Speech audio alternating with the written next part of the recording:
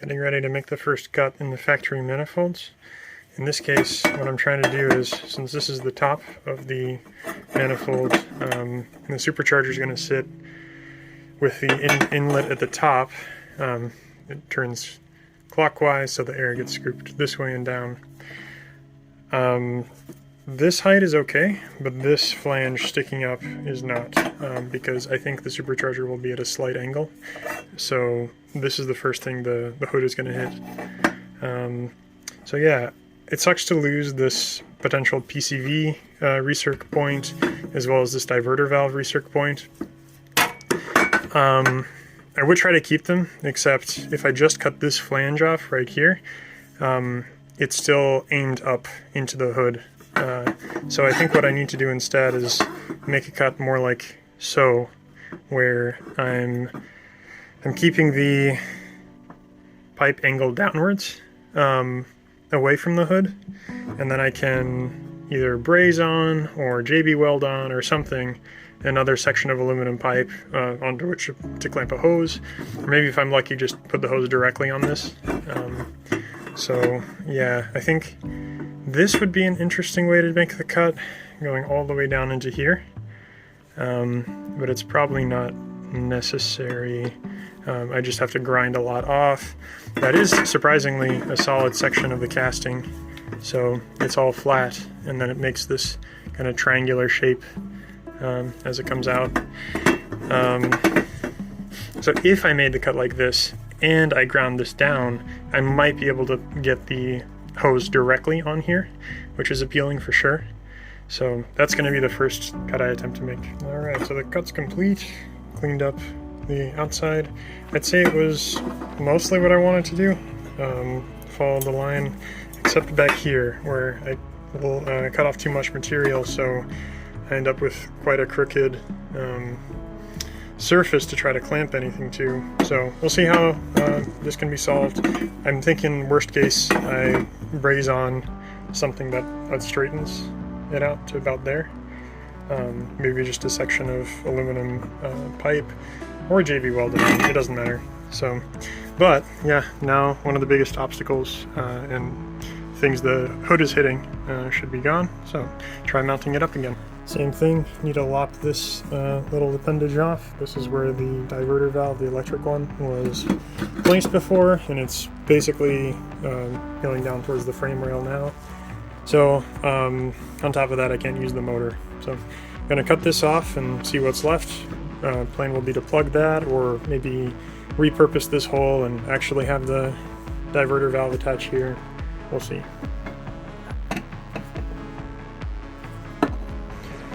Alright, with both the input and output manifold flanges slightly modified, we can try closing the hood. So we've got a light in there so that we can see what kind of interference there is.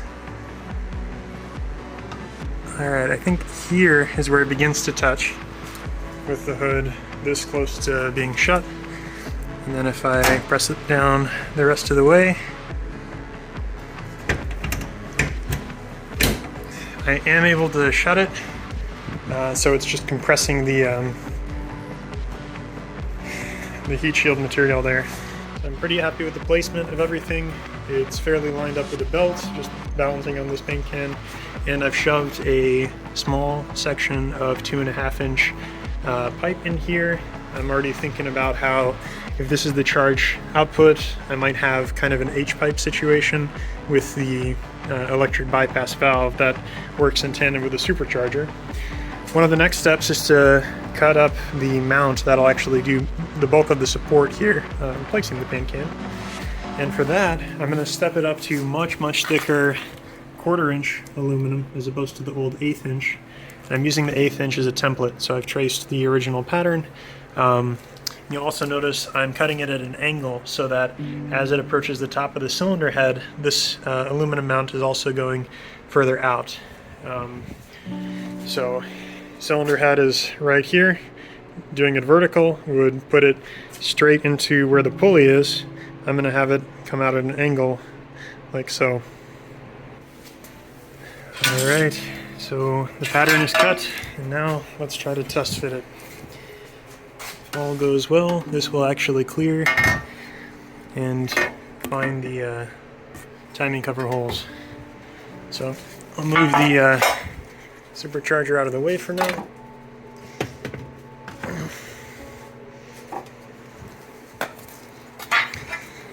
Fingers crossed.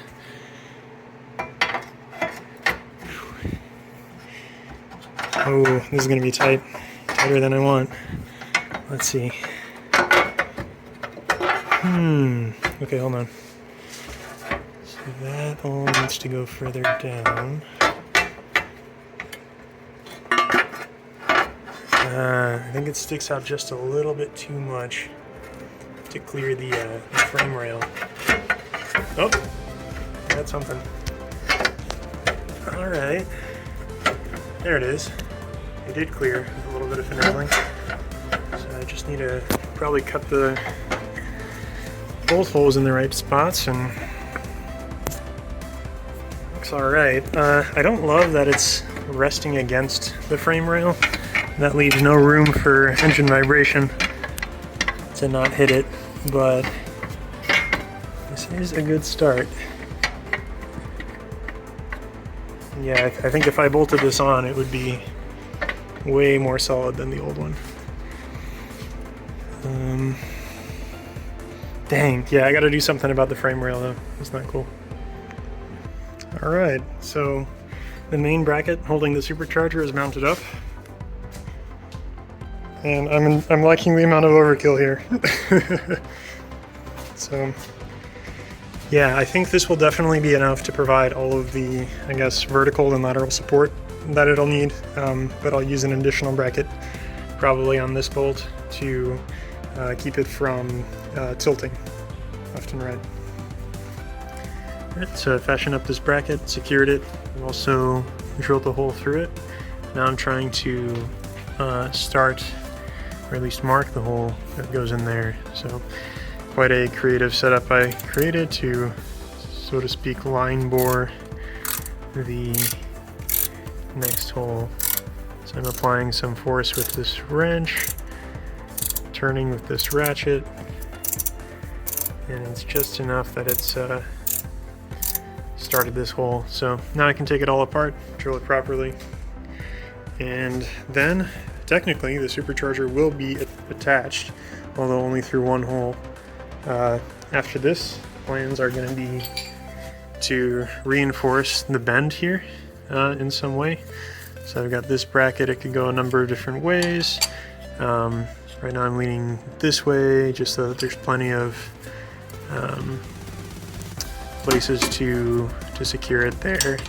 You can also go like this.